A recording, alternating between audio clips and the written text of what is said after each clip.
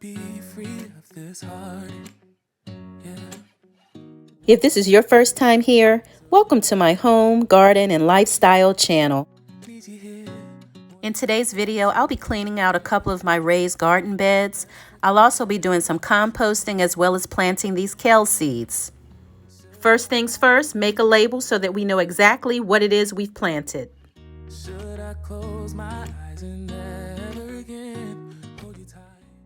If you're a new grower or a beginner gardener, I'm going to show you just some really simple steps on how I start seeds. The back of the seed packet is like your little garden coach who sits on your shoulder and tells you what to do and what not to do. Follow those instructions and you'll be just fine. Pre-moisten your soil before you plant the seeds. Make sure it's wet enough to form a cake-like ball, but not dripping wet, for best possibility of germination. So I've been trying hard to pretend that I'm okay. It's just a phase. Be sure to fluff out your soil, especially if it's been pressed down and a little hard. Make sure you fluff it out because when those seeds germinate, they want a nice loose soil in order to grow. Once again, grab your seed packet and follow the instructions on the back. As for me, I've been doing this for a little while, so I'm doing what I know works for me. Can we let go of tomorrow? Yeah. I will be broadcasting, or in other words, sprinkling the seeds over the soil. Next, I'll be brushing the soil over the seeds. I want to grow a lot of kale, so I'm planting tons of seeds. However, I will be going back to thin out the seedlings later on. So I've been trying hard to pretend that I'm okay. I tamp the seeds down to make direct contact with the soil. This particular planter will allow 2 plants to grow comfortably. Plants don't like to be crowded. They need their space just like people do. And so when you give them enough space, they're able to take up the nutrients that are in the soil. Too many plants in a grow space will definitely fight for nutrients. Even though I pre-moisten, I'll still give it a little bit of water at the end.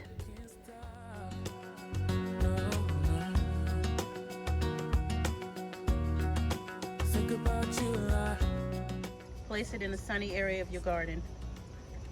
I can't stop. I can't stop. Can't stop. Wanna be free of this heart. Yeah. Wanna feel your arms around me. I need you more.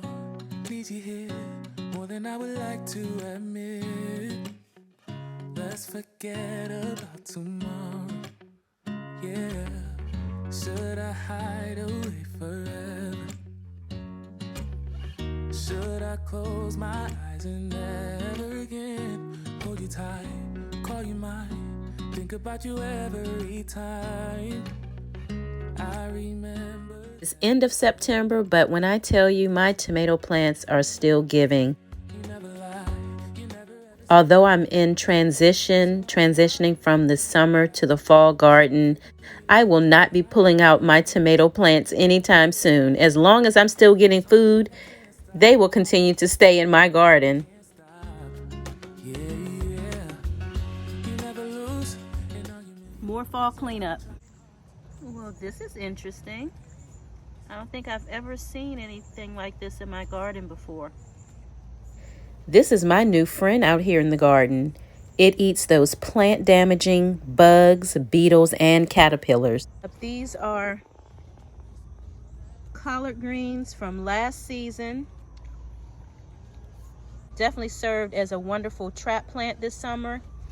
Gonna clean up the daisies. They'll come back next spring. I've got some sage in here. So yeah, I'm gonna work on getting this cleaned up.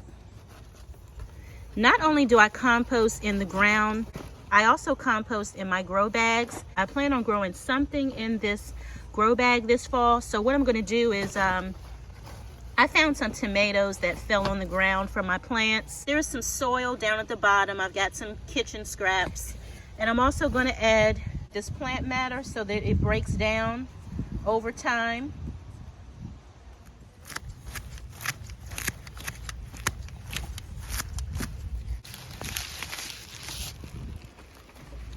So all that plant matter will go inside this grow bag to break down, along with those kitchen scraps. Putting everything on top. It'll break down slowly, providing nutrients to the soil.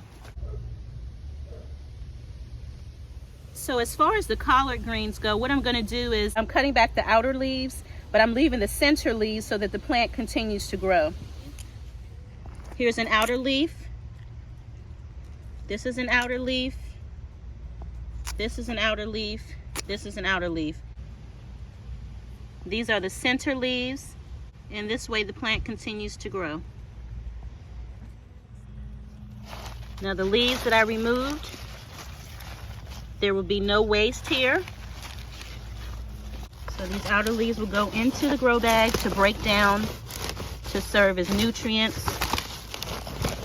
So this is going to provide nutrients back to the garden.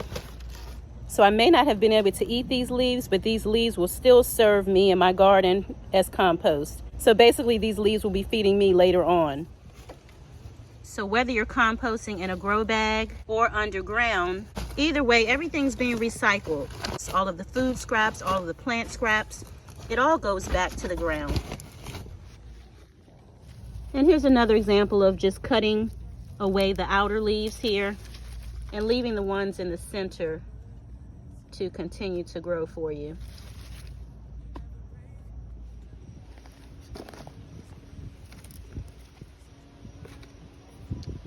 So that's been cut back. There's another leaf that will go towards composting.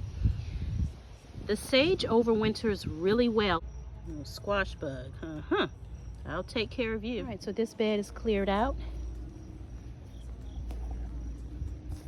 And so I'm also working on this bed here. Mint running all up and through here. So I'm pulling some of this out. It's going to grow back just as fast and furious next spring. So no worries on that.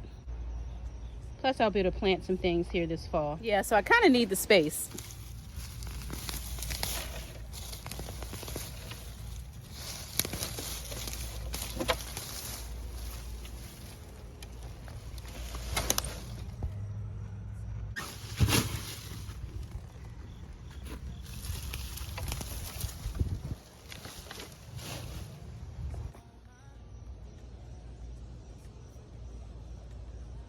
Look at that, it's like a brand new bed. More grow space. I'm gonna wait a little bit longer before I harvest my sweet potatoes. Maybe I'll harvest next month in October. We'll see what we got. All the insects living in this soil, making my scalp itch. This soil is alive, that is for sure.